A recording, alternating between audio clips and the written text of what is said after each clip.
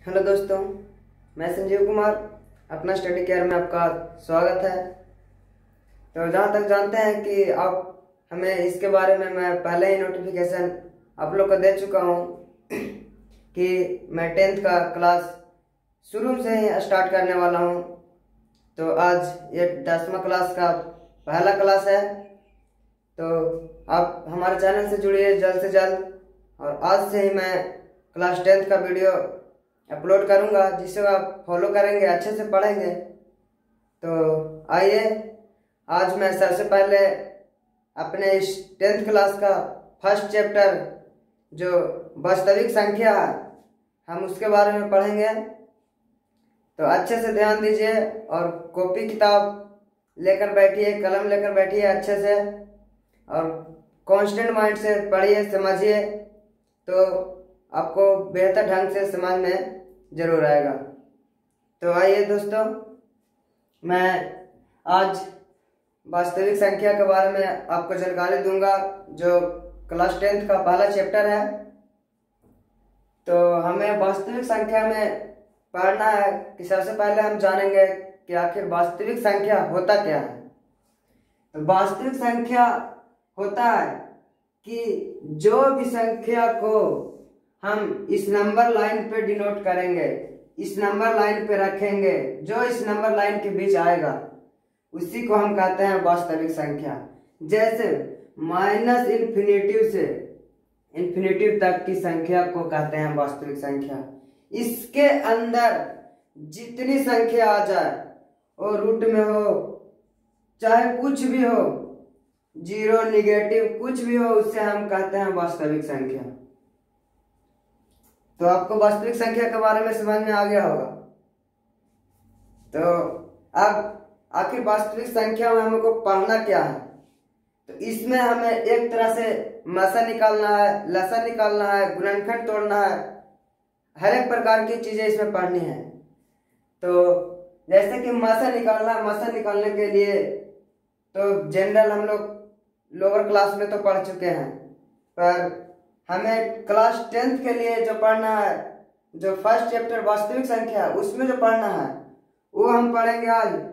तो आइए हम आपको बताते हैं आज मसा निकालने के लिए जो खास कर इसे पढ़ना है, यूक्लिड एल्गोरिदम। यूक्लिड एल्गोरिदम की विधि से मसा निकालना है, जो हमें एग्जाम में हर बार पूछता है और पूछेगा भी। तो पहले हम लोग जनरल देखते हैं कि मसा हम लोग निकालते थे कैसे। जैसे कि ये हम लोग का मसा जनरल इस प्रकार से निकाला जाता था। जैसे में हम ले लेते हैं कि 36 और 108 का निकालना है मसा हम लोग के। तो जनरली रूप से हम निकालेंगे, तो इसको 108 यहाँ पर 138 से निकालते हैं।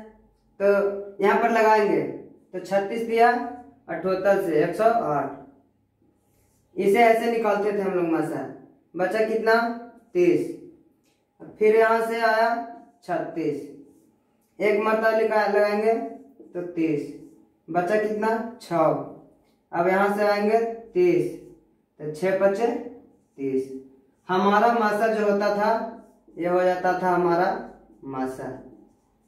मासा ही निकालना है, लेकिन ये हमारे लोअर क्लास में पढ़ाया जाता था, पर हम पढ़ेंगे कुछ उच्च ढंग से, अलग ढंग से पढ़ेंगे। तो आइए हम इसी को भाग एल्गोरिदम विधि से आप लोग को हम बताते हैं कि मसा कैसे निकाला जाता है। तो हमारे एग्जाम में क्वेश्चन बहुत ज्यादा आते हैं कि 138 और यहाँ पर किसी भी अंक से हम निकाल सकते हैं। जैसे कि 36 दिया हुआ है, कहेगा इसको कि एल्गोरिदम विधि से मसा निकालिए। तो एल्गोरिदम विधि से होता है कैसे मसा? सबसे पहले तो भाग एल्गोरिदम समझेंगे, होता क्या है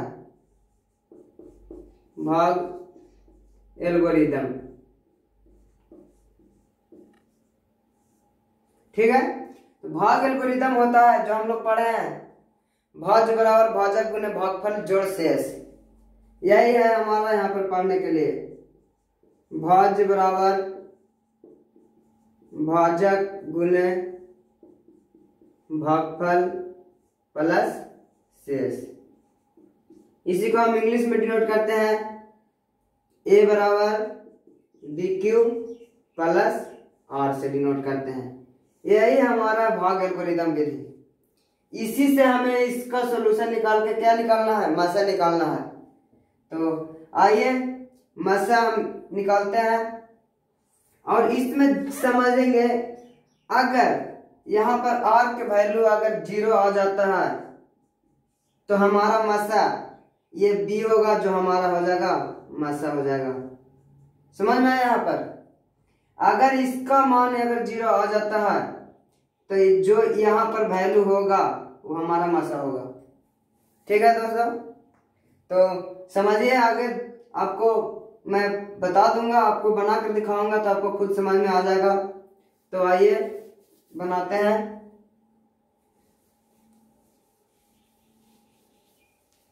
तो यहाँ पर देखेंगे सबसे पहले भाज्य बराबर, पहले भागा में हम लोग कैसे रखते हैं, 36 रखते हैं ऐसे और 138 ऐसे हम लोग भाग करते हैं।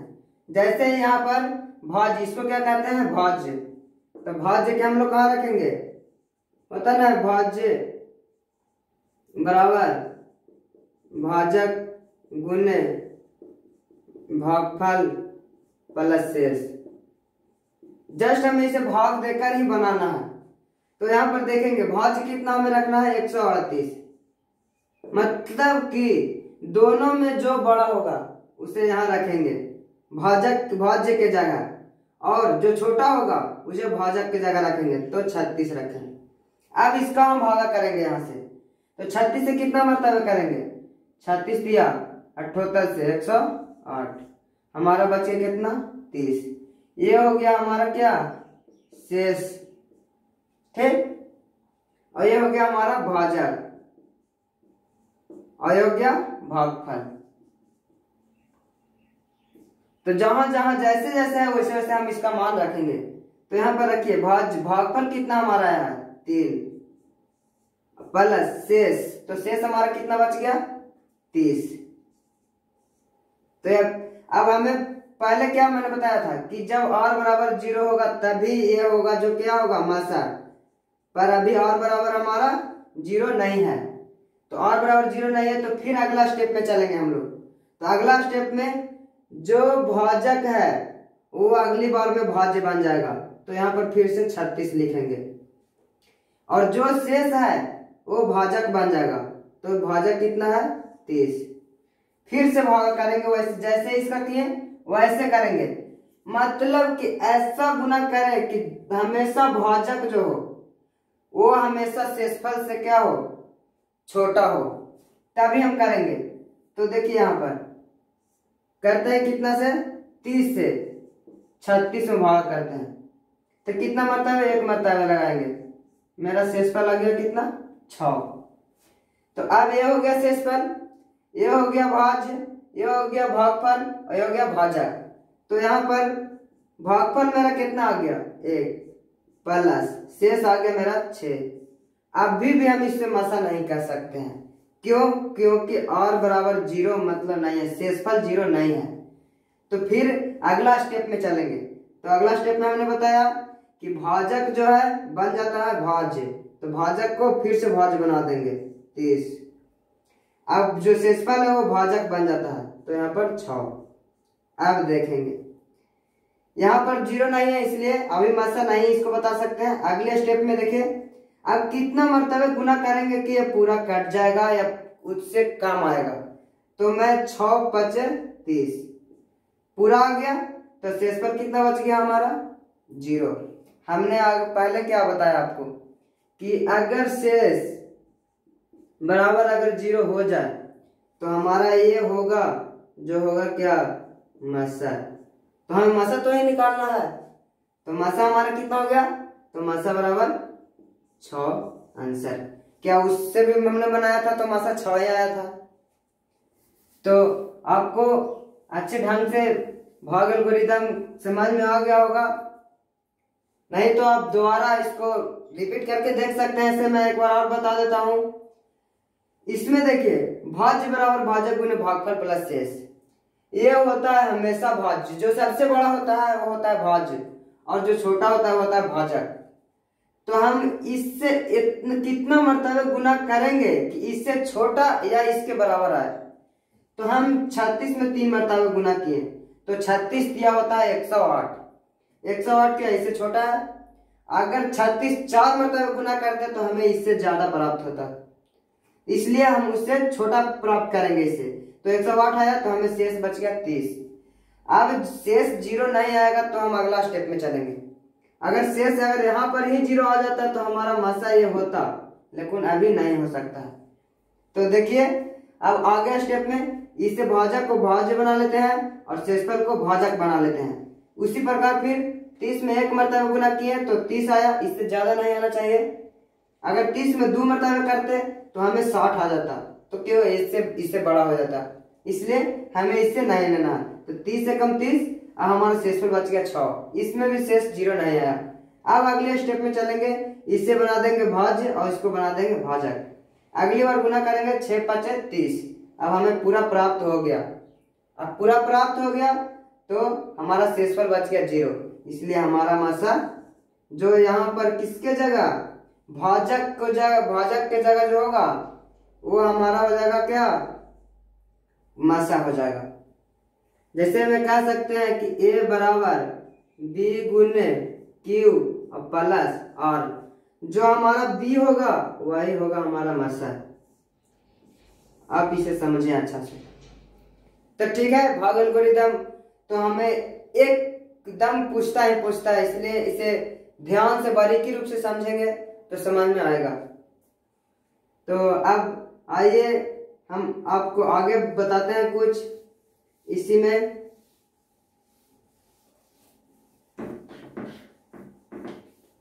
जो पढ़ना है हमें, अब यूक्लिड्स हो गया। अब हमें एक और सीखना है कि दो धनात्मक वास्तविक संख्या का लसा और मासा दोनों को गुना करने पर जो संख्या का गुना होगा वही होता है। जैसे में देखिए यहाँ पर कि यहाँ पर निकाला हुआ है 8 और 80 का मासा निकालना है एग्जाम्पल में। तो इसका मासा निकालेंगे हम तो कितना आएगा, मासा निकालते हैं 80 और 8 का, तो 8 दहिया 80। इसका मासा आ गया कितना, हमारा मासा हो गया 8। और इसका लसा निकालेंगे तो लसा इसका निकालते हैं 8 और 80 का, तो लसा कितना होता है, तो इसको 2 से लगाएंगे 4 40, 2 से लगाएंगे 2 20, फिर 2 से लगाएंगे 1 और 10। ठीक है, तो इसका मासा कितना हो गया हमारा, लसा 2 गुने 2 गुने 2 गुने 10, तो कितना हो गया 2 दूना 4 दूना 8 दहिया 80। अब हमने कहा क्या कि जो ये दोनों का जो मासा और लासा होगा उसका गुणनफल ये दोनों का गुणनफल होगा। जैसे में इसका हम गुना कर लेते हैं तो 80 गुने 8 कितना हो जाएगा 640, और ये दोनों का गुना कर लेते हैं 80 गुने 8 640, क्या बराबर आ गया। ये हमारा ऑब्जेक्टिव क्वेश्चन है कि दो संख्याओं का मासा और लसा, धनात्मक संख्या का मासा और लसा जो दोनों संख्या को गुना करने पर प्राप्त होगा वो दोनों बराबर होगा। तो यहां तक आप लोग समझ गए होंगे।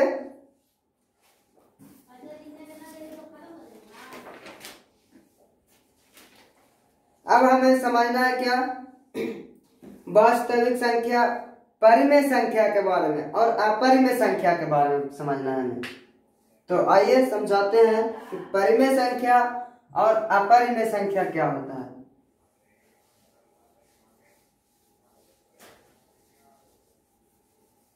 तो परिमेय और अपरिमेय के बारे में पढ़ेंगे अच्छे से। तो परिमेय संख्या किसे कहते हैं, परिमेय संख्या, तो परिमेय संख्या किसे कहते हैं जो P बटा Q के रूप में लिखा जा सके। ये तो हम लोग जानते हैं कि P बटा Q के रूप में लिखा जा सके, लेकिन एक शर्त और कि जो एक Q है तो क्यू बराबर कभी 0 नहीं होना चाहिए, ये आप लोग जानिए। अगर क्यू 0 हो जाता है यहाँ पर तो ये हमारा इन्फिनिटी बन जाएगा। तो परिमेय संख्या समझ गए होंगे आप लोग कि जो p बटा क्यू के रूप में लिखा जा सकता है उसे परिमेय संख्या कहते हैं और q बराबर 0 ना हो। तो यहां तक समझ गए होंगे। आप समझिए अपरिमेय संख्या। अपरिमेय संख्या क्या होता है? अपरिमेय संख्या पढ़ेंगे हम लोग। तो अपरिमेय संख्या है कि जिसका वर्ग करने पर उसका गुणनखंड उसका वर्गमूल करने पर उसका गुणनखंड ना टूटे। जैसे देखेंगे, जैसे ये √2 है, इसका वर्गमूल कभी नहीं होगा। जिसका वर्गमूल ना हो, जैसे √3, √5, इसका वर्गमूल कभी नहीं होगा। तो जो संख्या का वर्गमूल ना हो उसे हम अपरिमेय संख्या कहते हैं, या पूर्ण वर्ग ना हो कहें तो चलिए अब जैसे में देखते हैं यहाँ पर √4 को कहेंगे तो √4 को हम कभी भी करेंगे तो ये हो जाएगा 2 का स्क्वायर, या स्क्वायर से रूट खत्म 2। ये हमेशा परिमेय संख्या होता है। खाली रूट में कहने से अपरिमेय नहीं होता है। जिसका पूर्ण वर्ग ना हो सिर्फ वही संख्या को हम अपरिमेय संख्या कहते हैं। तो आगे और समझेंगे।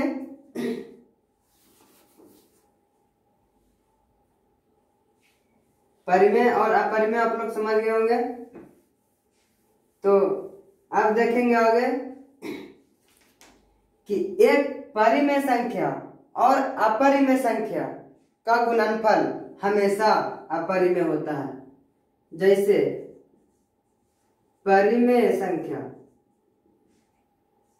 और अपरिमेय संख्या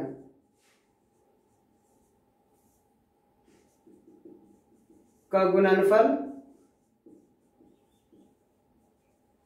हमेशा क्या होता है? अपरिमेय होता है।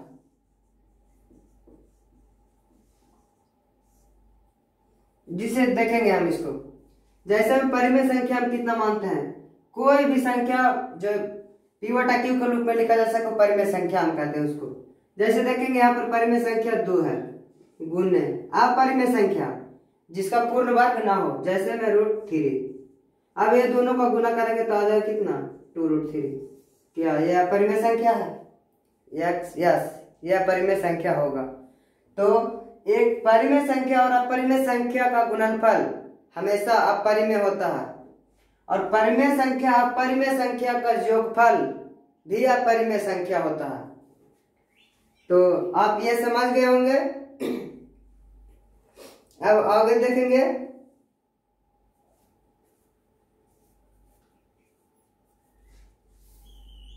यहां तक समझ लिया आप लोग। अब आगे देखेंगे।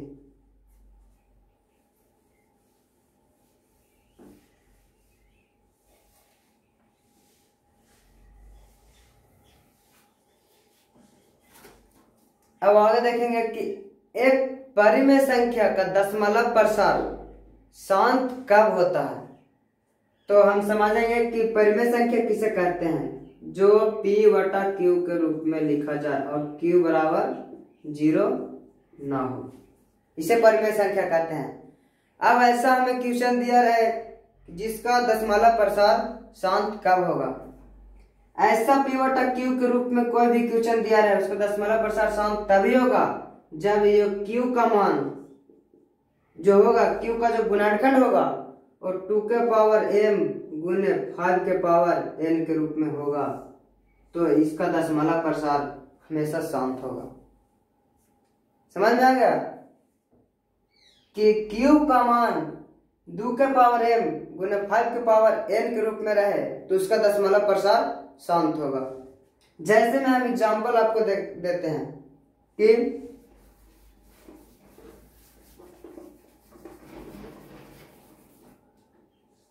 3/40 हमने क्या कहा कि q का मान, तो q बराबर है, इसका मान कितना होना चाहिए? 2 के पावर m गुने 5 के पावर n के रूप में।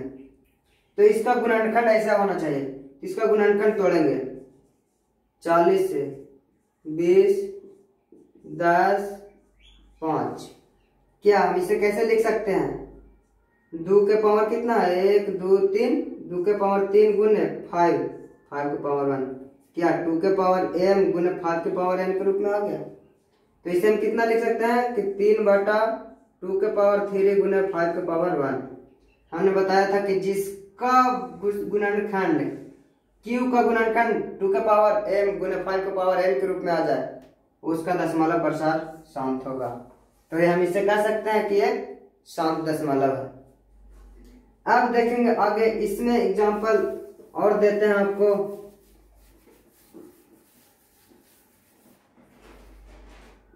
छः बटा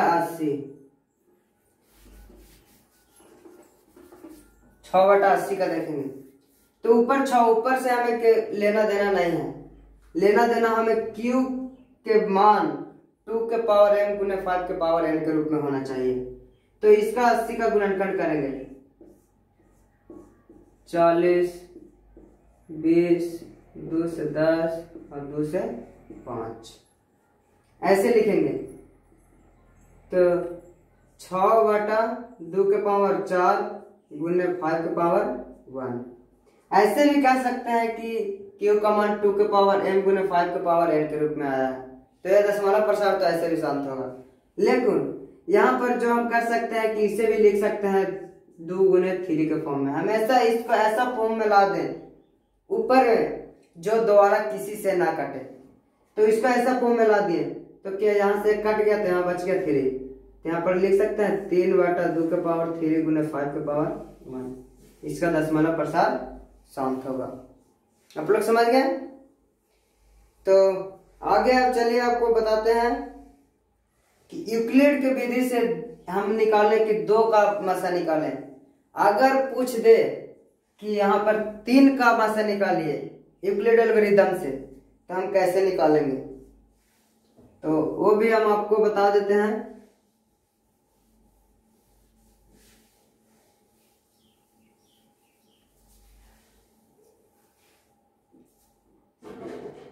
तो यहां पर देखेंगे, समझेंगे।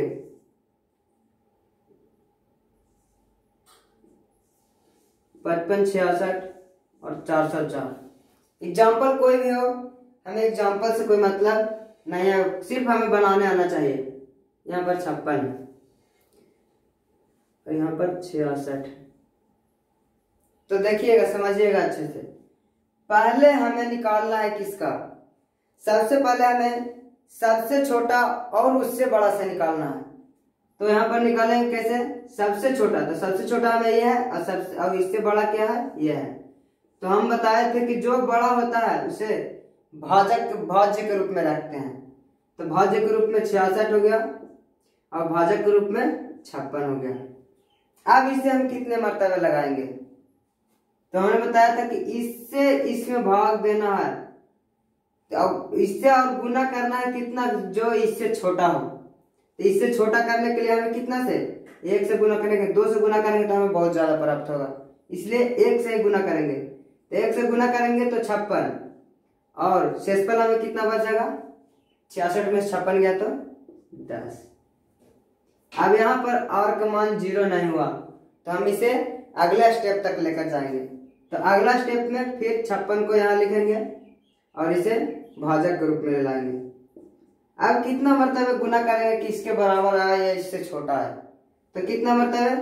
5 मर्तबे गुना करेंगे। तो 10 बचे 50, शेष हमारा बच गया 6। अभी भी 0 नहीं है तो अगला स्टेप में चलेंगे, तो इसे यहाँ लाएंगे और शेषफल को भाजक के रूप में लाएंगे। अब कितना मर्तबे गुना करेंगे कि इसके बराबर या इससे छोटा है? तो इसके बराबर या इससे छोटा लाने के लिए 1 मर्तबा गुना करेंगे तो हमारा शेषफल बच जाएगा 4। फिर से अभी भी 0 नहीं है तो यहाँ पर लाएंगे और इसे यहाँ पर लाएंगे 1 मर्तबा, तो बच जाएगा 2। अब इससे यहाँ लाएंगे और इसे भाजक के रूप में लाएंगे तो 2 दूना 4 प्लस हमारा आ गया शेषफल 0। जब ये 0 आ जाए तो हमारा भाजक क्या होता है? जो मसा होता है भाजक हो जाता है। तो भाजक कितना है हमारा? 2, इसलिए मासा बराबर 2। अभी हमें 2 का मासा निकाला है, हमने इसका और इसका निकाला है। अब हमें इसके बाद निकालना है इसका। तो अब हमें इसका निकालना है, तो इसका और जो मासा निकाल के आया, ये दोनों का मासा जो निकाल के आएगा वही तीनों का मासा होगा। तो अब निकालेंगे बड़ा वाला जो होता है भाज्य के रूप में होता है, और जो छोटा होता है उसे भाजक के रूप में रखते हैं। अब हम कितना से गुना करेंगे कि इसके बराबर या इससे छोटा है, तो हम इसे 202 से गुना करेंगे तो इसके बराबर आ जाएगा, तो हमारा शेषफल हो गया 0। अब हमने बताया कि जब शेषफल 0 आ जाए तो हमारा आंसर जो होता है, मसा जो होता है वो भाजक होता है, यानी मसा बराबर 2। यही हो गया हमारा मसा। तो आप समझ गए 3 का मसा निकालने के लिए पहले छोटा और उससे बड़ा, उसका जो मसा निकाल के आएगा उससे, और जो सबसे बड़ा है उसका जो मसा निकाल के आएगा वही आंसर होगा हमारा। तो यहां तक आप समझ गए।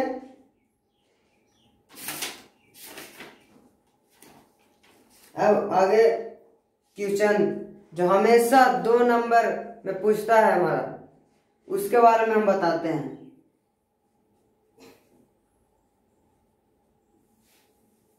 क्या इसमें पूछता है कि सिद्ध करें कि √2 एक अपरिमेय संख्या है। ऐसे तो हम खुद जानते हैं कि √2 अपरिमेय संख्या है, क्योंकि इसका पूर्ण वर्ग नहीं होता है। लेकिन वैसे नहीं, हमें सिद्ध करके बताना है कि क्या √2 एक अपरिमेय संख्या है। तो हम इसे सिद्ध करके बताते हैं।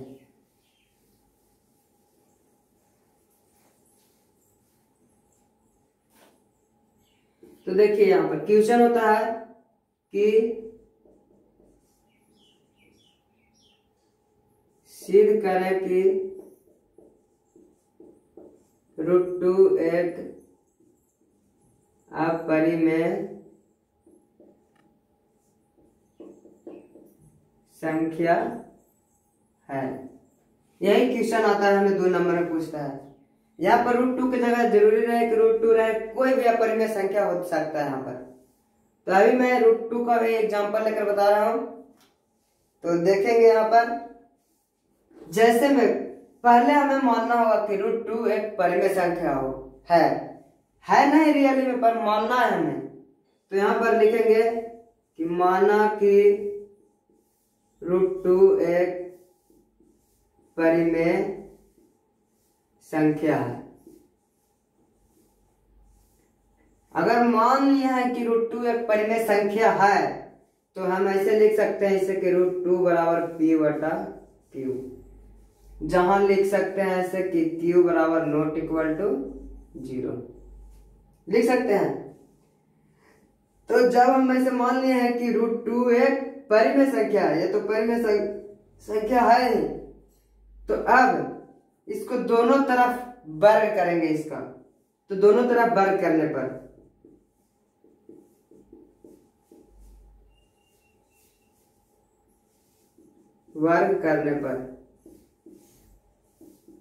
तो दोनों तरफ वर्ग करेंगे तो √2 का स्क्वायर और p/q का स्क्वायर।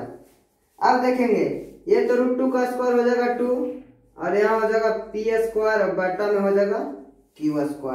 यहाँ तक समझ गए आप लोग।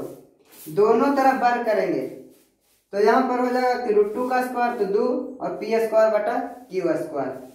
अब हम इसे देखेंगे, क्योंकि यहाँ पर जो है कि हमें पूर्णांक और भिन्न को हमें अलग अलग करना है। तब जब पूर्णांक ये तब होगा जब इसके साथ अल्फाबेट आएंगे। तो यहाँ पर इसे कर सकते हैं कि 2q, एक q को यहाँ ले लाए बराबर p² बटा q लिख सकते हैं। अब हमें पूर्णांक और भिन्न पता करना है।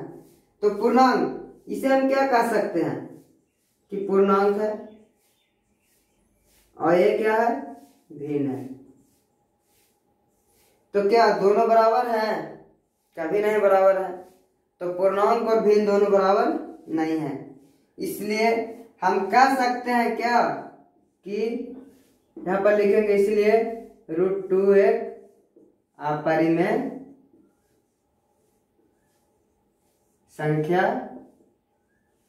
है। यही हमें सिद्ध करना है कि रूट 2 एक अपरिमेय संख्या है, तो हमने सिद्ध कर दिया कि रूट 2 एक अपरिमेय संख्या है। ठीक है, तो ये 2 नंबर का क्वेश्चन है, इसे थोड़ा अच्छे से ध्यान देंगे, अच्छे से समझेंगे तो समझ में आ जाएगा। थोड़ी कठिनाइयां यहाँ पर होगी आपको समझने में। तो यहाँ पर ये जो 2 के साथ जो अल्फाबेट लगे हैं, यह है जो पूर्णांक हो गया, और p² जो ये भिन्न के रूप में हो गया। तो हम इसे पूर्णांक और भिन्न दोनों बराबर नहीं है, इसलिए रूट 2 एक अपरिमेय संख्या। अगर ये दोनों बराबर हो जाते हैं तो हमेशा ये परिमेय संख्या होता है, इसलिए यह अपरिमेय संख्या है।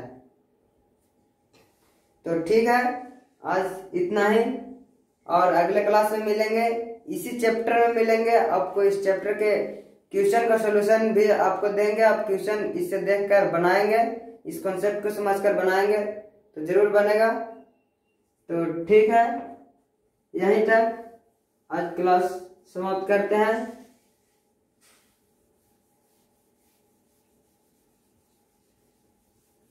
मिलते हैं नेक्स्ट वीडियो में। थैंक्स।